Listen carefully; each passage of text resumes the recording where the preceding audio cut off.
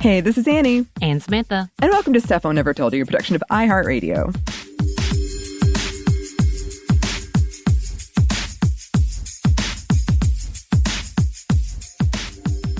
And y'all, we are back round to our series, which has been really stretched out. I have done a really great job in really pulling this string very far. And we are talking about Western Christianity and how it affects the marginalized community. And today we are tackling the very controversial topic of homosexuality and religion. And as per usual, there's way too much stuff. So therefore, this is going to be a two-parter. So not only is it like episode, I think, 7 or 8, but it's two-parters to that. So OMG, Anney, OMG. And if you're not from the U.S. or in the U.S., you might not know the level of controversy we are at. But I feel like the whole world is experiencing this. But I think the best way to describe this is that the extremists have created a boogeyman, which they've done so for like decades now, so they can gain power. And unfortunately, the queer community has become the victim of this at this point anyway, because between this and, the Black community and CRT and anti-racist rhetoric, those two are the big boogeymans right now. And as a reminder, much like most attempts by extremist group, this isn't about just one marginalized group, but is an overall attempt in a complete power grab by oppressing all the marginalized groups slowly but surely. So when we talk about how don't think it's just happening to one person or one group of people, this is the trickle-down effect. That is a true trickle-down effect. If we should say it that way. We're going to go ahead and let you know that this is going to be heated and triggering. And most of you will probably say it's biased, because we are looking at this as looking at a group of people who are extremists. And for the most part, the minority. And again, we're going to talk about that as well a little bit later, because we find it absolutely intolerable, as it should be, and that we do feel like this is hateful. It is hateful, point blank. Again, this is going to have a lot of hate speech content. So if we're quoting from the organizations or talking about the organizations, please know that's not our stance. This is what they are leaning against as to what they say they believe. There's also a lot of fear mongering, of course, a lot of white supremacy tactics, as well as white supremacy overall. Like that's the point of this, honestly. And it's going to be all throughout this topic for this episode as well as the part 2. I'm sure we'll do another warning. Yep. There is going to be mentions of rape and sexual abuse and assault because, the boogeyman has to have monsters and demons, and that's part of that. So, the big start. So sorry. Here we go. So here's the history of Christianity and beliefs on homosexuality. Christianity has a long history of change, as we can see from the many types of denominations and splits within the same denominations and wars that happened because of that, just as a reminder. But there's also groups like Baptists and Presbyterians and Methodists and so many more. So it's not surprising to see that the beliefs on homosexuality and the queer community differs throughout. You have specific groups that believe that homosexuality isn't an issue and is inviting and inclusive. I went to one church, was lovely. They had a whole series based on Broadway shows. That sounds stereotypical, I know, but it was actually lovely. You have those who often say the statement, quote, love the sinner, hate the sin type of thing. So may take a less violent approach on their disagreement with homosexuality, but it's still disagreements. And then you have those who may show up to protest and be the executor of judgment, as they believe they have been ordained to fight against homosexuality by whatever means possible, including violence, fear-mongering, and all those different tactics. And with these different levels of beliefs, it's no surprise to see that there is divisiveness and argument among so many. Some would argue that Christians aren't necessarily arguing against homosexuality, but against sex itself. Many of the early research on biblical teachings refer to many of the early theologists' fear of sex altogether. Here's a quote from the American Journal of Sociology. Christian hostility to homosexuality was not directed against that alone, but toward all forms of sexual activity. Although the New Testament did not look favorably on sexual expression, the leaders of the early church gave sex much greater attention and rejected it far more passionately and completely. Virtually all the church fathers, Gregory of Nazianzus, Gregory of Nyssa, John Chrysostom, Ambrose, Augustine, Jerome, praised virginity and looked on sex with horror. Right. And with that, they talked about the level of like the creation of the popes, the fathers, and then the nuns, and why they valued that and how they did this. So early American historian John Eastburn Boswell, who is well known for his studies on issues of religion and homosexuality, he was, I believe, a gay man who died in his mid-40s due to the AIDS epidemic. He has been one of the leaders in this conversation for a long while, and there's a lot of controversy about this, specifically talking about Christianity. And yeah, like I said, very controversial. Spoke of his own findings of this idea of Christians' disdain and fear of sex altogether. He wrote, there was indeed on the part of many early Christians a feeling of hostility toward any form of sexuality which was not potentially procreative. This cannot, however, be shown to stem from Christian principles. Among other things, there is not a word within the Old Testament or the New about the non-procreative sexuality among married persons, and indeed, most Jewish commentators have agreed that anything was licit between husband and wife. It is a well-established principle in several social science disciplines that there is, however, a class-related prejudice against non-procreative sexual acts, and one would expect to find this among lower-class Christians as among any lower-class group of the society. Among theologians, explicit rejection of all non-procreative sexuality does not relate directly to attitudes towards gay people. The theologians of the early church were attempting to impress on all Christians that they had to see every act of heterosexual intercourse as the potential creation of a child. No effective means of birth control was known in this world except for abstinence, not even the rhythm method. The only way to avoid having children was to kill or abandon them. Theologians, therefore, wished to persuade Christian parents that they had to be responsible for the creation of a child every time they had sexual pleasure. The only other alternatives in their world, the world in which the early theology of the church was formulated, were morally unacceptable. Now, the original aim of the approach, it appears, was only to protect children. It was not to attack homosexuality. Indeed, it was a very long time before this notion spilled over into homosexuality, but it eventually did. And there has been lots of debate with Boswell's words and research. Many have countered Boswell's theories, and they still do to this day, as Boswell's work has become widespread. Surprisingly, the actual word homosexuality appears for the first time in 1946 in a version of the Bible. And not surprisingly, the different versions of the Bible are not consistent and can be inconsistent. And this could be partly due to the types of translations, Latin versus Greek versus Hebrew, and so on. And then we have the King James Version. Probably the most inaccurate of the versions and other translations since then. And let's not forget the Apocrypha that is not used by Protestants and often spoke of as blasphemous by many of the Protestants, or even the Dead Sea Scrolls, which many still do not refer to in a biblical context.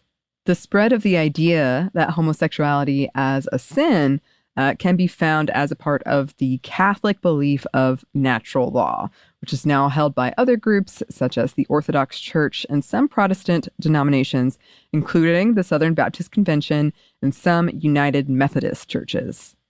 Again, many believers that hold to the idea of queerness as a moral failing teach that homosexuality is a sin that can be resisted with the help of Jesus, which is where the harmful usage of conversion camps come in, which we'll talk about in the next episode. And of course, the tactics of trying to convert homosexuals have not followed the tactics of loving the man, but again, threatening them with the scare tactic of eternal damnation and humiliation.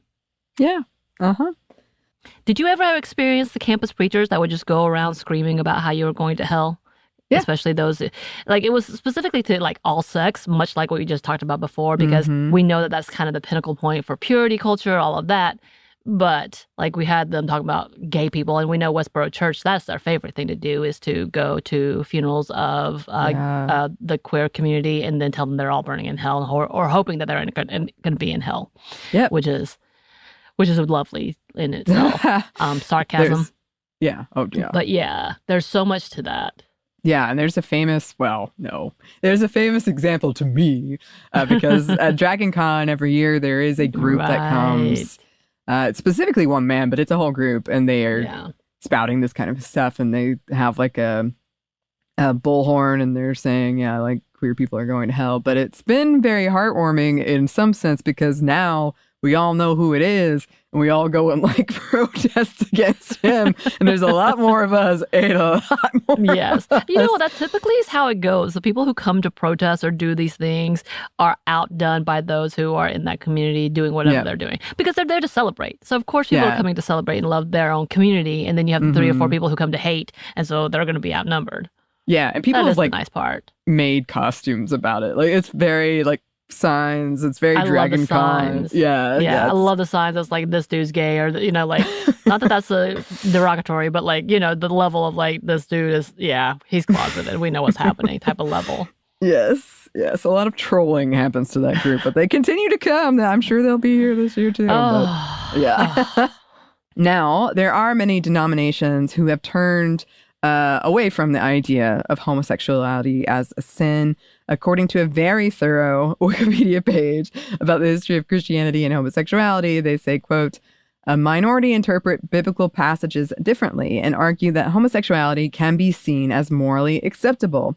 This approach has been taken by a number of denominations in North America, notably the United Church of Canada, the United Church of Christ, the Moravian Church, the Anglican Episcopal Church, the Anglican Church of Canada, the Liberal Catholic Church, Friends General Conference, the Presbyterian Church, USA, the Evangelical Lutheran Church in America, and the Evangelical Lutheran Church in Canada.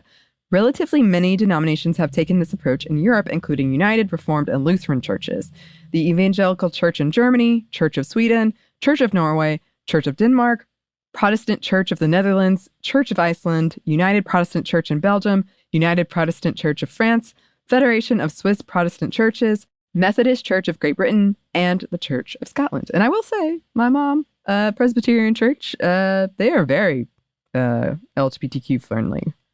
It's been interesting hearing her talk about it because she's very open-minded, but she's still kind of like getting used to the terms. So it's been fun, right?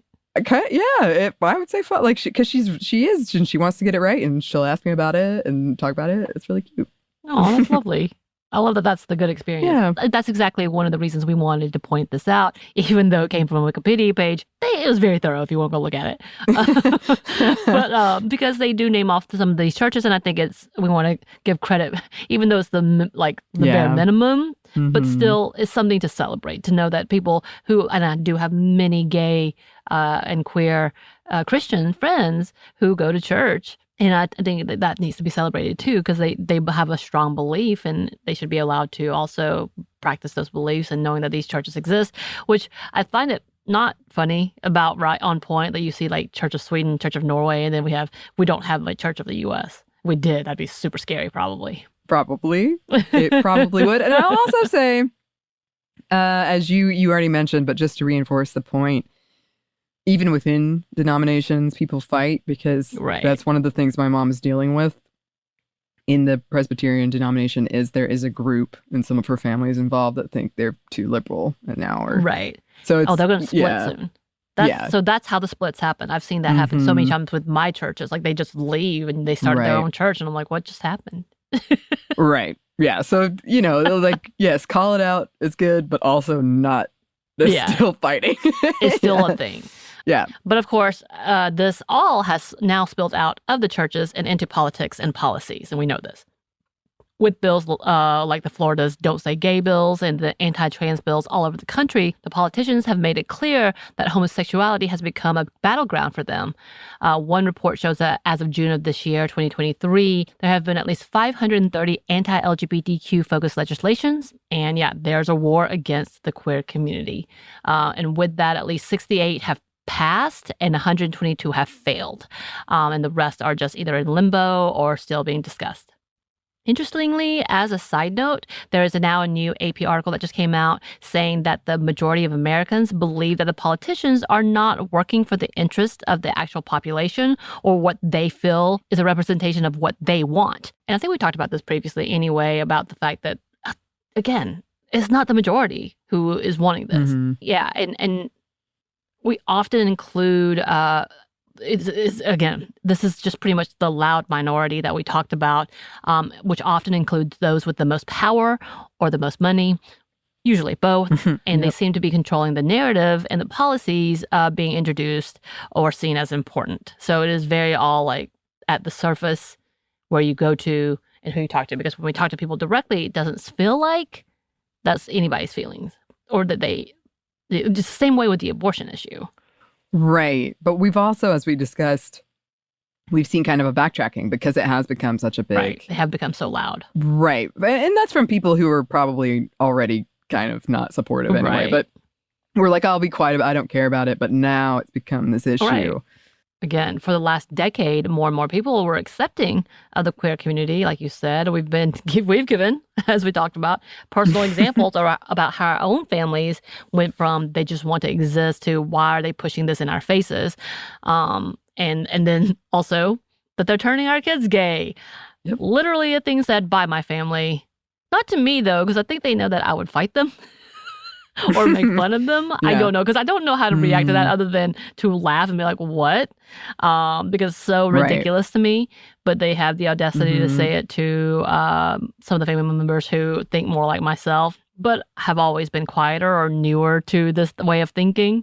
Right. And so they don't think that I don't know if they're trying to save them, and I put that in quotes, of course, or what. But yeah, it's very interesting to see them do that, because at once upon a time, they could give me examples of where like this seems like this is they were born like this. I can see this too. Well, why are they doing this? They're making it so loud. They're trying to get everybody else gay.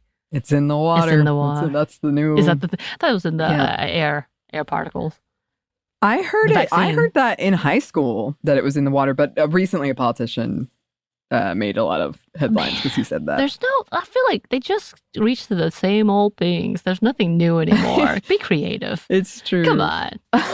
If you're gonna it's Teslas. It's the Teslas. Can we say that? They're newer, right? It's Elon Musk. Who was conservative. Oh my God. But it's his fault. Right, yes.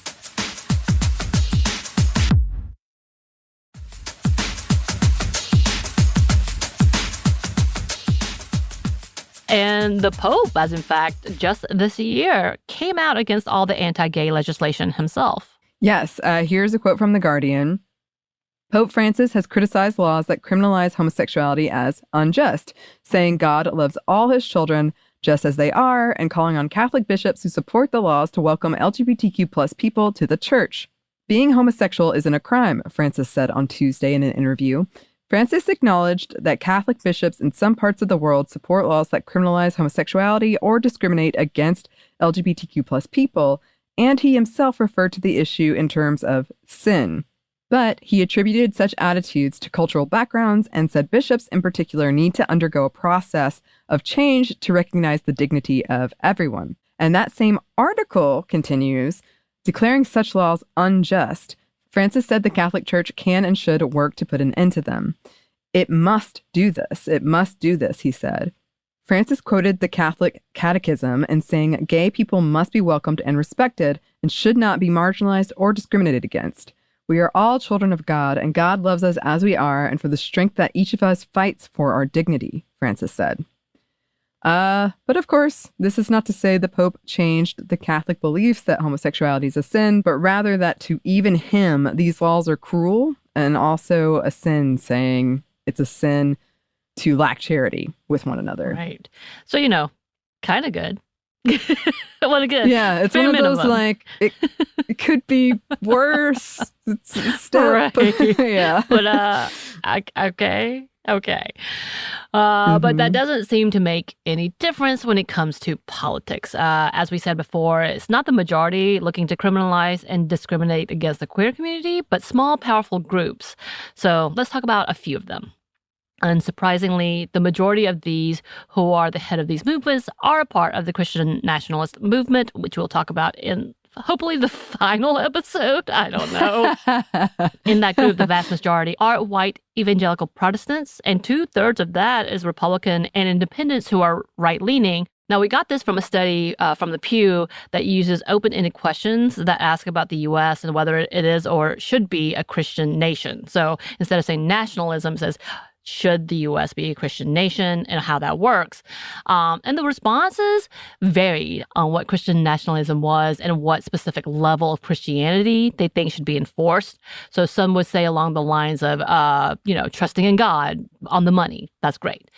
Doing the Bible thing, which still kind of like, okay. When I say the Bible, going on stand, pledging on the Bible, whatever, right. or being sworn in. Mm-hmm. But others would be more specific. And here's a quote: "A nation that honors God and Jesus Christ and doesn't make laws that fly in the face of what God has said, and certainly doesn't persecute Christians for following what they believe the Bible tells them about issues such as homosexuality and abortion being sinful." But within that same study, it does show that most people have now associated the idea of Christian principles with conservative groups, and specifically to the MAGA crowds.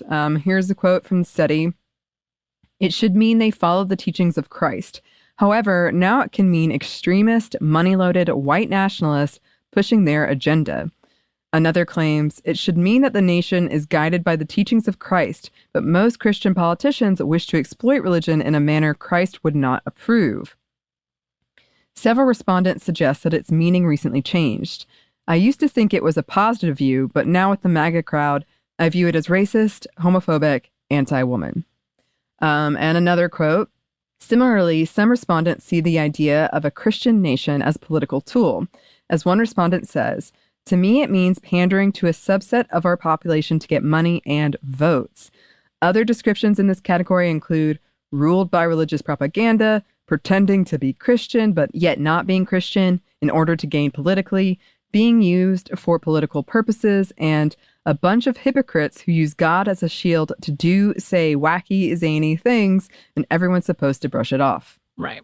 Yeah. So I found that whole thing interesting because when I was originally looking at it, and by the way, this study is from 2022, talking about what does this look like for the U.S., who are we talking about? And for the longest time, God bless America. That is a common phrase. And then we have the Pledge of Allegiance, which also has that. And then we have the national anthem, which, all of that. It's swiftly turned in the last year and a half, not honestly last 6 years, but really, really coming to this point. And with the conversation we were talking about groups, I went specifically looking for Southern Baptist Convention because we know they are a big part of the money when it comes to politicians. And instead of finding articles about what they do, I found a lot more articles having people trying to discourage Southern Baptist Convention members to becoming Christian nationalists. So there's this kind of balance of trying to figure out where they are. But the truth of the matter is, it's not completely working. And I'm not going to say that it's Southern Baptist Conventions because obviously there's other denominations. My church was not part of the Southern Baptist Convention, but a completely different denomination, independent, I believe.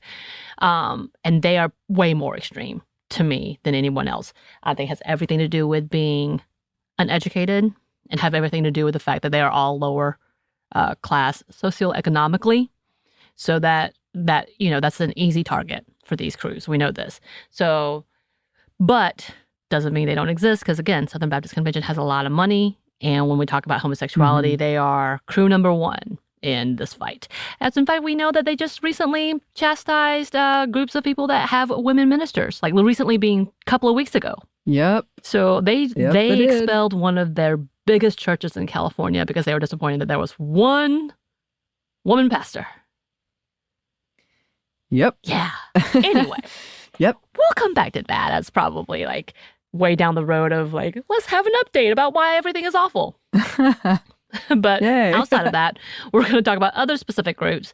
And one of them is Moms for Liberty. Now, we should mention all of these groups are multitaskers. Though we are specifically looking at the attacks against the LGBTQ community, many of them have been at the forefront in book bans, against the anti-racist teachings and so much more.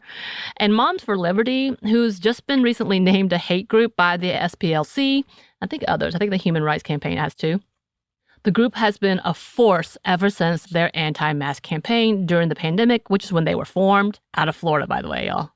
Florida, we love you. We're here for you if you need us.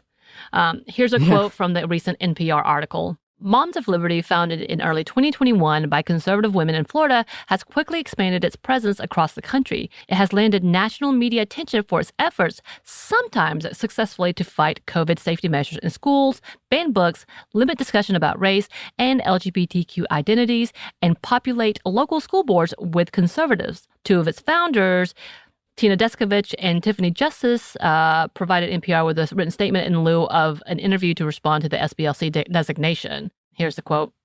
2/3 of Americans think the public education system is on the wrong track today. This is why our organization is devoted to empowering parents to be a part of their child's public school education. Of course, we know that is actually not a correct number. Or if it is a correct number, it's not what they're implying. Exactly.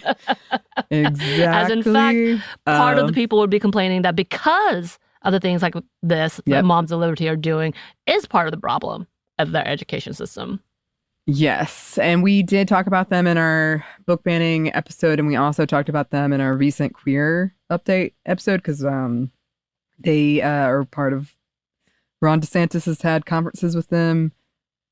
They tried to, it's still ongoing, this battle with Disney, but they tried to get them involved in that. So yeah, they're something we should be worried about. And this group is heavily influenced and has strong links to the Proud Boys, many being partners or wives of them. Also, I'm sure you all know, a very problematic group. Terrible group. Problematic is worse than that. Three Percenters, QAnon, and many Christian national groups they're also connected to. They have been busy all over the country leading anti-gay protests and rallies titled Protect the Children, which is a familiar refrain we've heard in this conversation. And here's one example of their work, which, warning, it does contain some ableist language. The Florida chapter advocated for separating LGBT students into specialized classes, quote, like, for example, children with autism, Down syndrome. Right. So we know this is going right back to that track of racist ideals when they would segregate. And that's a big conversation we're having in here, that there's a lot of segregation conversations here, especially when it comes to the queer community, as well as still the Black community. Yep. Okay. Very disappointing in all of the ways. We also, and going back to the ableist language, obviously the whole conversation is this is not how we need to do it. There should not be specialized classes like this. That's not a thing. And that's a whole different tangent that I should be on, that what we need is more assistance and being able to acclimate and serve them instead of just pushing them aside, which is irritating and angersome in so many ways. Then we have the Alliance Defending Freedom. Here is an explainer from the SPLC. Founded by some 30 leaders of the Christian right, the Alliance Defending Freedom is a legal advocacy and training group that has supported the recriminalization of sexual acts between consenting LGBTQ adults in the U.S. and criminalization abroad, has defended state-sanctioned sterilization of trans people abroad, has contended that LGBTQ people are more likely to engage in pedophilia, and claims that a, quote, homosexual agenda will destroy Christianity and society. ADF also works to develop, quote, religious liberty legislation, case law that will allow the denial of goods and services to LGBTQ people on the basis of religion. Since the election of President Trump, ADF has become one of the most influential groups informing the administration's attacks on LGBTQ rights. And their specific agenda includes coming after the trans community, which we've been talking about a lot lately because we've been seeing it a lot lately, with a large amount of donations, receiving at least $55 million in 2018, and over 3,400 affiliated lawyers and judges worldwide. They have made progress in their agenda, unfortunately. And more from the SPLC on the ADF, quote, the founding board and original funders included James Dobson of Focus on the Family, Bill Bright of the Campus Crusade for Christ, D. James Kennedy of Coral Ridge Ministries, now D. James Kennedy Ministries, and Don Wildman, founder of the American Family Association. Its original purpose was to oppose the ACLU and other radical groups, as well as to fight for religious liberty. Since its founding, ADF has expanded its operations abroad as it battles abortion, LGBTQ equality, and what it considers the myth of the separation of church and state. Originally called the Alliance Defense Fund, the name changed in 2012, ADF has been funding cases and training attorneys since its inception, claiming that it is also, quote, advocating for freedom in court, though it also says is working to change the culture, because it says legal victories aren't enough. In other words, ADF is attempting to eradicate the separation of church and state and graft its version of conservative Christianity onto the legal profession and the culture at large through its legal strategies, the training of thousands of attorneys, and its advocacy of policy changes at the state and federal levels. Right. And if this sounds scary, it is, because it's working. It is. We just saw what happened in the Supreme Court with an imaginary discrimination case, religious freedom case. Literally didn't happen.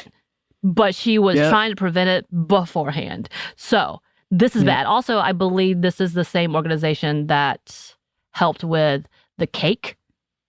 If you remember the cake incident where the gay couple was denied service. Yeah, that they were the ones that came in for that. So their tactics are specific and precise. Here's some more from the SPLC. ADF has several initiatives that help train conservative Christians. These include a variety of programs designed for young lawyers, including the Young Lawyers Academy, which schools new U.S. attorneys and provides opportunities to, quote, engage the culture and join a network of Christian attorneys around the globe. And the Arete Academy, which launches highly accomplished university students and recent graduates on a path to future leadership in law, government, business, and public policy.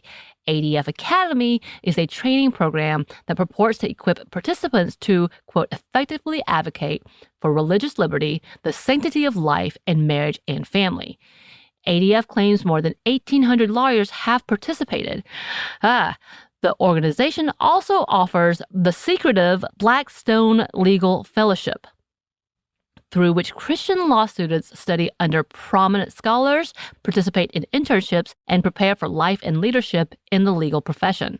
Since 2000, the year of Blackstone's inception, ADF claims it has trained more than 1,600 law students from 225 law schools in 21 different countries. That is scary. I don't like. No, it is very scary. And I think that it's, you know, as you said, this is a minority, but they've been effective. They've been effective at really getting people like law students, at really spreading this message, at being very vocal, at taking like a lot of space and making it seem like they are not the minority. And doing it in other countries, like, that's awful. Right. That is colonization. don't put our in other. This is colonization. Like, this is modern colonization. Yeah. What the hell? And even grosser. Yeah.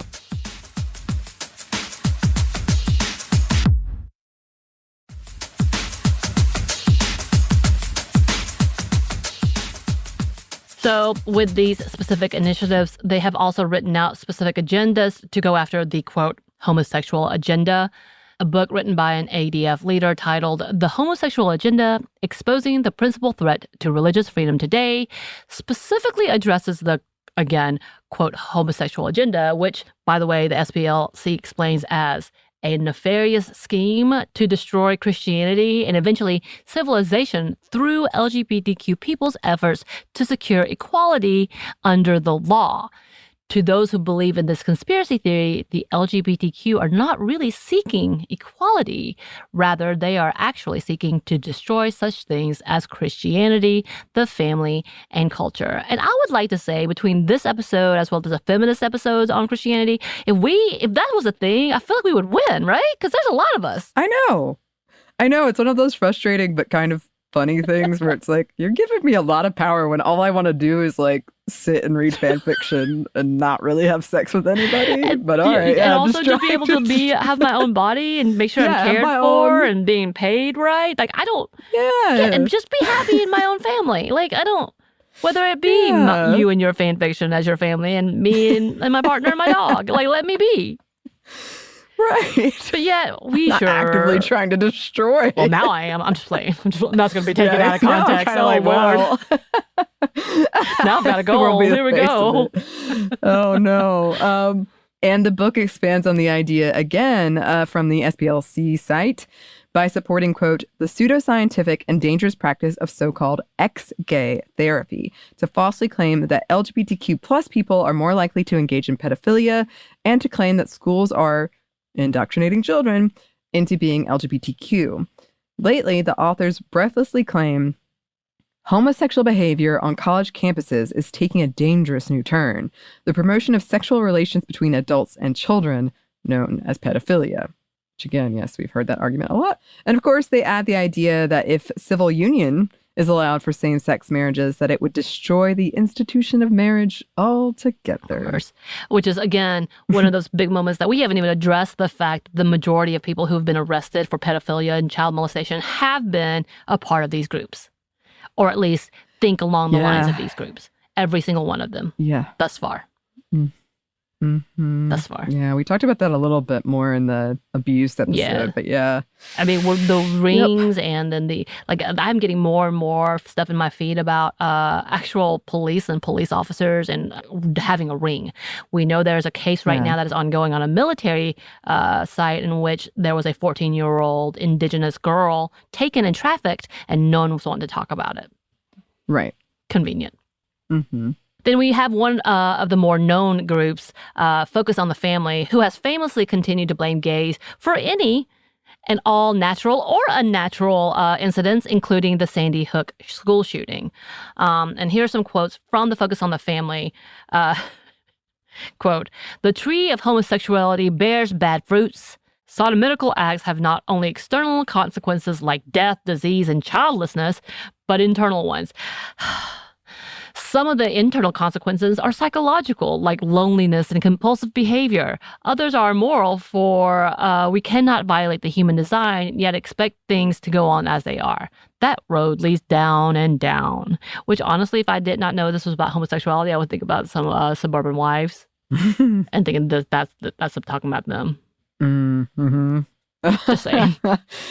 Oh, boy. And their views and anti-gay work spawned another religious group, the Family Research Council, pushing more of its anti-trans and anti-queer agenda, reminding the parents that the LGBTQ community is coming for their children and are damaged and, quote, disconnected from Jesus. A little bit about FRC from the SPLC. The Family Research Council, FRC, bills itself as the leading voice of the family in our nation's halls of power.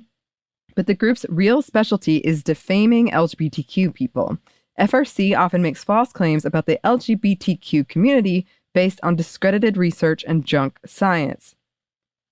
The intention is to dehumanize LGBTQ people as the organization battles against LGBTQ rights. In the past, this included stances against same-sex marriage, hate crime laws, anti-bullying programs, and the repeal of the military's Don't Ask, Don't Tell policy. FRC continues this work, but has also revived long-debunked pedophilia and grooming myths in its work against transgender rights, opposition to drag performances, and support for conversion therapy. The latter is in response to state-level and international bans on conversion therapy for minors. FRC has amplified and even co-opted some queer rhetoric and social science about the mutability of identity to imply LGBTQ people can and should change to become straight and cisgender, despite research showing such practices cause harm to LGBTQ children. Mm-hmm. And it continues to make the case that the LGBTQ community is a threat to American society. The FRC employs several policy experts who have allowed the FRC to be extremely active politically in shaping public debate. Its research fellows and leaders often testify before Congress and appear in the mainstream media. It also works at the grassroots level, conducting outreach to pastors to, quote, transform the culture. in advancing the cause of religious freedom, which they understand as the freedom to discriminate against anyone they find morally inferior. FRC has also established itself as a network of churches which limits public scrutiny of its political activity. Again, using churches and religion to continue their biases and discrimination. But that's not all. Focus on the Family themselves has been a heavy advocate for conversion therapy, not just their subset group, including their own center titled Love One Out, which ironically was sold to Exodus International, which shut down in 2013, and the former CEO came out as gay and even apologized for their role in their harmful practices. So I'm not going to lie, I hate that happened, but it does feel like, yeah, that's about right. Yeah. And I know I just saw a headline that this conversation about the queer community in church is playing out in a lot of denominations, as we said, but I just saw a headline, I think, about the Methodist Church, and was saying like they're losing so much of people who used to go to that church because of this issue. And I know we're going to talk about it in the part 2 of this one. Part 2. But yeah, I mean, when I was in high school, because as you said, very important to emphasize, like it is attack on the queer community, but it's an attack on a lot of marginalized people. It's not just one group. You and I discussed this, but I remember hearing Hurricane Katrina was because of gay people. Yep. And that was just like a thing we were talking about as high schoolers. Yeah. But as you said, and I know you're totally correct, it's also blamed on Black people. So it is like those intersections that are so important that we have to talk about. Yep. So many bad things, and they just want to spread all the hate except amongst themselves. Yep. Yep. Oh. Yeah. It's supposed to be about love. Oh my gosh. Anyway. All right. Well, we will come back because there is a lot still to talk about and a lot going on right now that we need to discuss. But for now, that is the end of part 1 of this part whatever of this mini series. I love it. We will be back. It's not mini anymore, Anney. We're going to get through this. In the meantime, listeners, if you have any thoughts on this, if you'd like to contact us, you can, or email us, stephanie@momstuff@iheartmedia.com. You can find us on Twitter at momstuffpodcast or on Instagram and TikTok at Stuff Mom Never Told You. We do have a TeePublic store if you want some merchandise. We have a book. You can pre-order it at stuffyoushouldreadbooks.com and on Audible. Thanks as always to our super producer, Christina. I know this one was rough. Sorry. For a lot of reasons, scheduling and voice-wise. Also, thanks to our executive producer, Maya, and our contributor, Joey. Yes, thank you so much. And Joey, thank you for your contribution, because they did this a long time ago and we're still on it. We're still working through it. Yes, thank you. And thanks to you for listening. Stuff Mom Never Told You is a production by iHeartRadio. For more podcasts from iHeartRadio, you can check out the iHeartRadio app, Apple Podcasts, or wherever you listen to your favorite shows.